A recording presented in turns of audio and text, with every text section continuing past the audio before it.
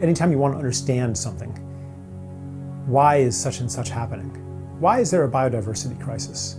Or why are we drilling for more oil when it's polluting the atmosphere and causing oil spills? Like, why? And you ask why, and down a couple levels of why, you always get to money.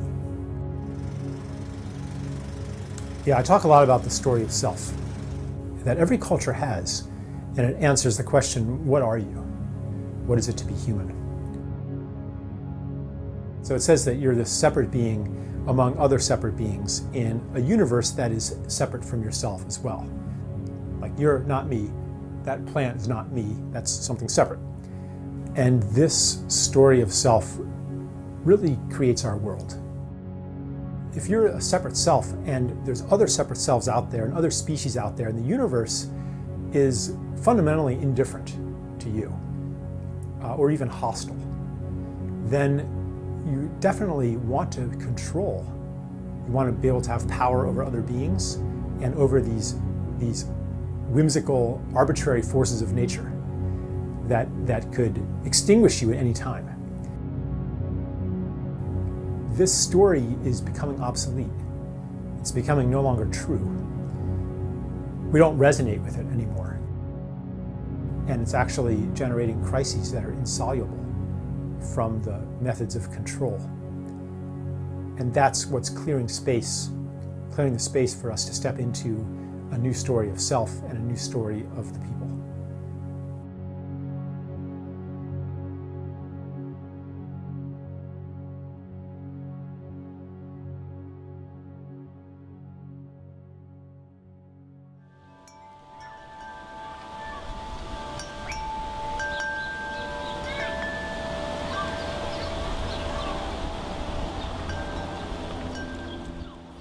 Well, money's an agreement. You know, it doesn't have value all by itself. It has value because people agree that it has value. Economists will tell you what money does, that, you know, it facilitates exchange. You use it to count things and keep track of things. You know, you write some numbers on a magical piece of paper called a check, and you can cause all kinds of abundant goods to come to your house. I mean, you could even cause misery for thousands of people if you are one of the highest initiates of the magic of money. Yeah, scarcity is built into the money system. On a most obvious level, it's because of the way money is created as interest-bearing debt. So anytime a bank lends money into existence, or the Federal Reserve creates money, the money comes along with a corresponding amount of debt. And the debt, because there's interest on it, is always greater than the amount of money. So it essentially throws people into competition with each other for never enough money. Growth is another thing that's built into our money system. If you're a bank, you're going to lend to the person who's going to create new goods and services so they can profit and they can pay you back. You're not going to lend to somebody who doesn't create goods and services.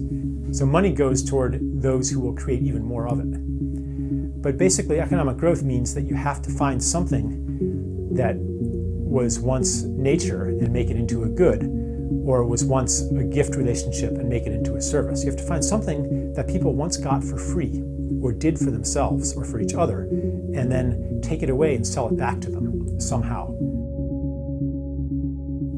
By turning things into commodities, we get cut off from nature in the same ways we're cut off from community. We look at nature with eyes of it's just a bunch of stuff.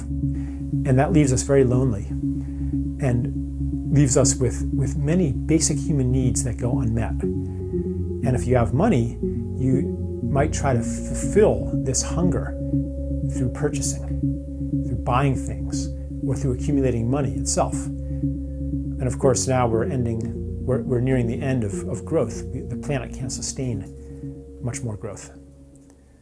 And that's why the crisis that we have today won't go away.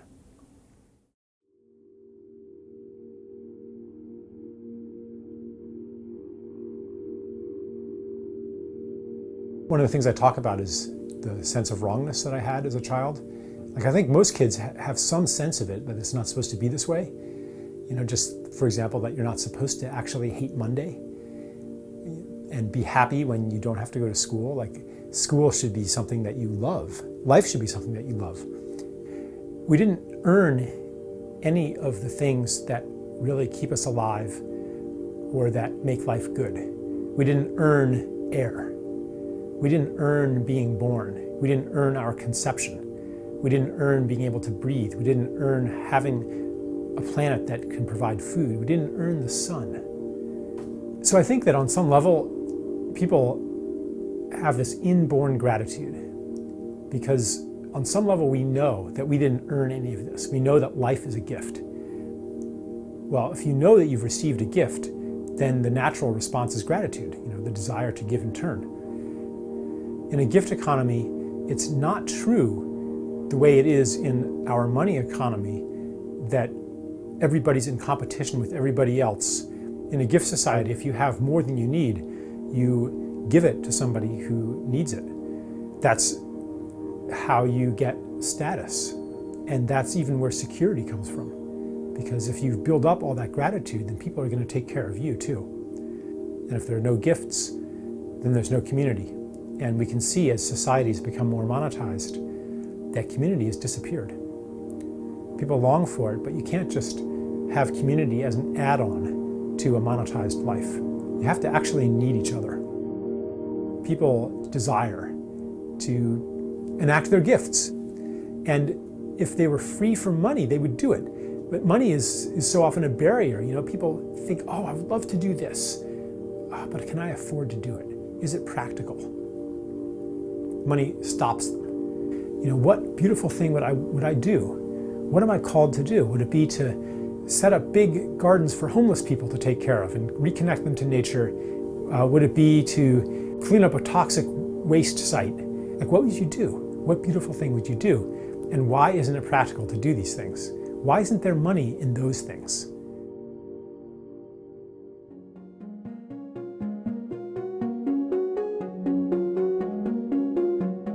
An economy that embodies the principles of the gift is an economy that is simply grounded in the truth. The task before us is to align money with the true expression of our gifts. It requires a very different mechanism for the creation of money and the circulation of money. They include things like negative interest, which reverses the effects of usury. They include things like the internalization of costs, so that you can no longer pollute and have somebody else or future generations pay the costs. They include a social dividend, sharing in the wealth that comes from what should be the commons, the land, the aquifers, our cultural heritage.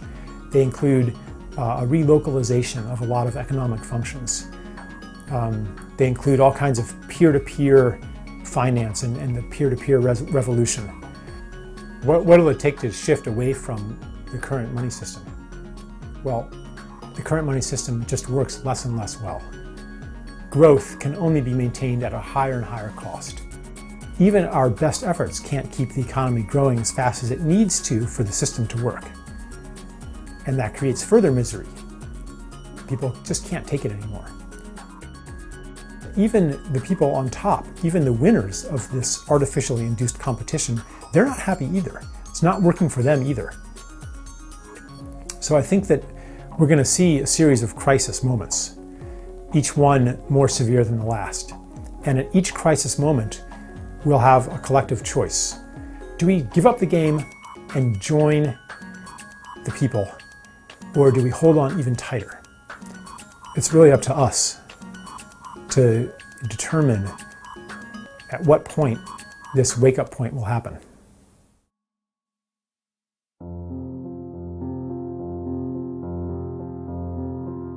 Was this all a big mistake? That's a good question, and it's sort of, it sure seems like it was sometimes when you look around at just the horrors that have taken place on this earth and that are ongoing right now. And some people think, I just don't want any part of this. Civilization was a huge mistake.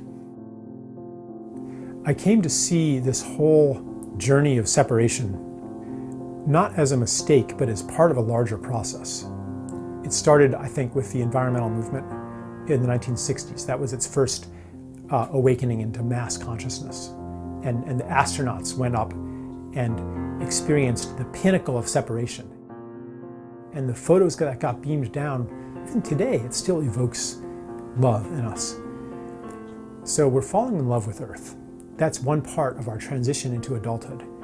The other part is the coming of age ordeal, when the old world falls apart and a new world is born.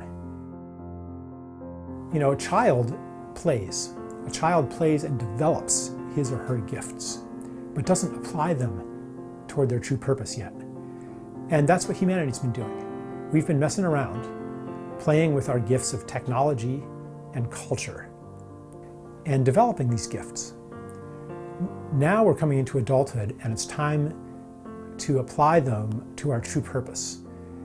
At the beginning, I think that'll be to simply heal the damage that's been done. And there's a lot of healing that needs to be done, and it's almost impossible, actually. You could say that really we're in the business of creating a miracle here on Earth. I'm saying it's something that is impossible from an old understanding of reality, but possible from a new one. And in fact, it's necessary. And in fact, anything less than that isn't even worth trying.